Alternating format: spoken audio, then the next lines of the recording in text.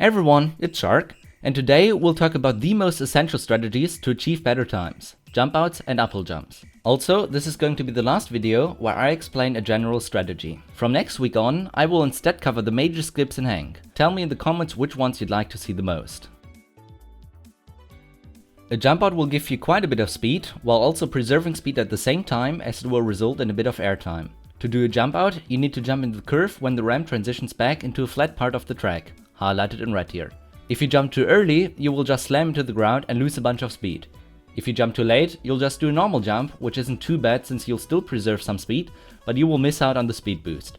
Be careful that you don't jump into the next ramp should they be close together, as that'll lose you a lot of speed and essentially renders the jump out useless. Therefore, it's sometimes a bit easier to just do a tap or a medium jump when jumping out of a ramp instead of doing a full jump, but note that the speed boost will be larger the longer you hold the jump.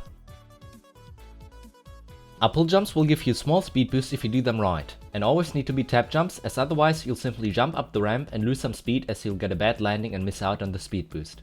Like jumpouts, an uphilljump also has to be done in the curved part of the ramp. If you jump too early, you'll jump into the ramp and lose a lot of speed, and if you jump too late, you'll jump up the ramp in the same way you do when you do a full jump instead of a tap jump. The perfect timing is in the exact middle of the curved part. Generally, you can rate how good an uphilljump was by the line you see while your character is mid-air. In case you don't know what I mean, I'll clarify it in the footage you see.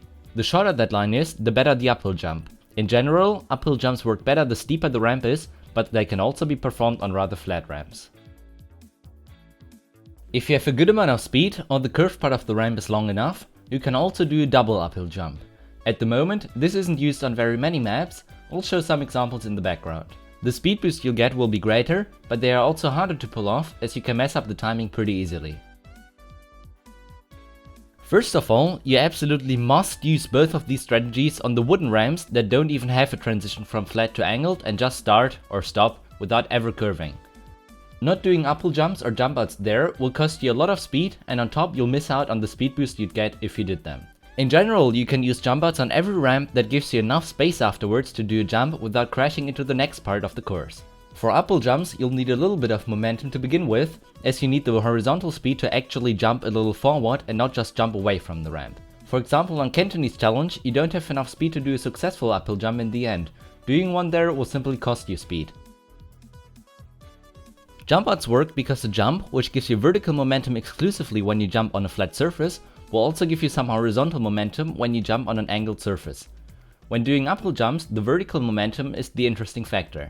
Since the ramp will curve upwards, you'll instantly land again when you jump, which will make you carry over the vertical momentum gained from a jump into your normal movement when you run up the ramp.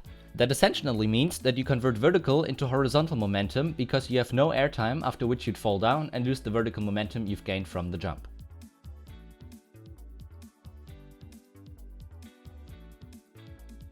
The timing on both strategies can be a little difficult, but in general both of them can be easily used to improve your time. Since both strats can be used on almost every single map in the game and they are essential to achieve good times on pretty much every map, I think the best usefulness rating here is justified. Thanks everyone for watching. Somewhere in the next few days I'll also upload an info video regarding something new I'd like to do on this channel, which I hope you guys will also enjoy. Anyway, I'll see you then, and I hope you guys can use the strategies I've shown in this series to get some better times.